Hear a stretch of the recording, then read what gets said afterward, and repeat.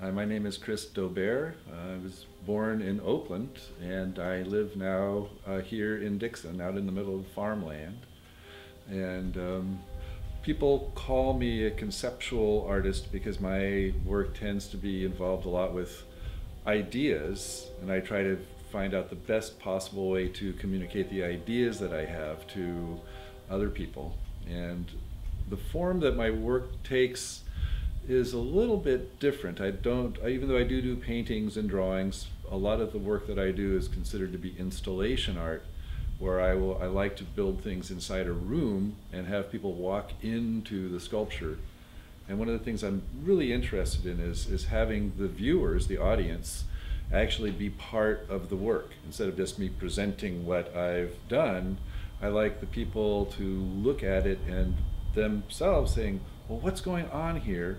And how can I figure it out? And the problem of the viewers trying to figure it out really is my artwork. I like that form of communication between me and the viewer, but I don't want it to just end. I like it to be ongoing. So the work that I do is very participatory. I like the people who are looking at it, the audience, you for example, to be an actor in the play that I've set up.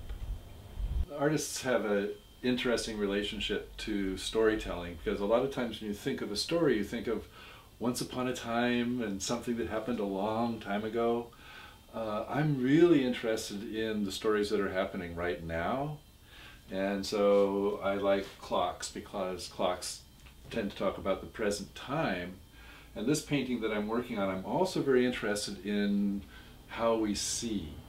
And so a lot of my paintings, like my sculptures, always have to do two things at the same time.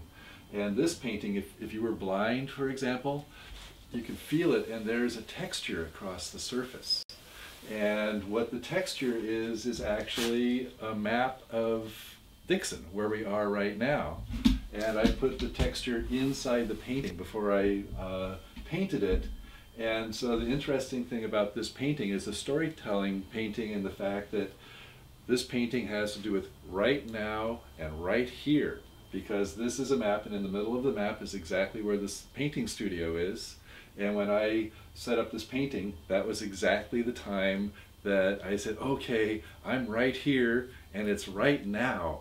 And how can you capture that in a work of art? I keep on trying to have things being brought back to the present, not necessarily talking about the past. And so another one of the ideas I work with is how time passes. And it's hard to do that in a painting, because paintings just tend to sit there.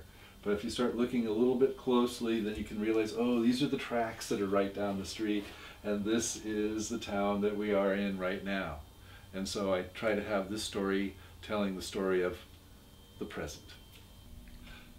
One of the interesting and difficult parts of my job, because I do consider it to be a job, is, first of all, where do the ideas come from? I look a lot. I find myself staring a lot at things and just kind of wondering how they work, and then I get an idea of, well, how can I make something which is going to do that? And getting started from the very beginning is always the interesting part of, well, how can I even get started? And right now I'm inventing a music box, and it's going to work on big spinning wheels with the music box on the outside of the wheel. So when you touch the little tongs of the music, it makes a sound.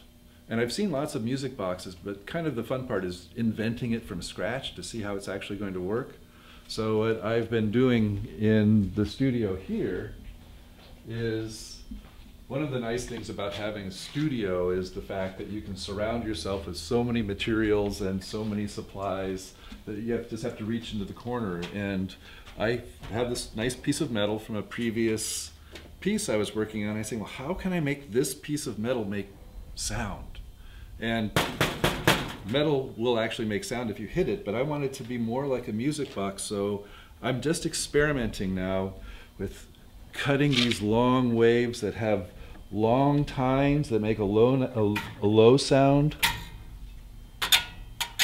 and then the short ones that make a higher sound. And I was saying, well, if you put them all together and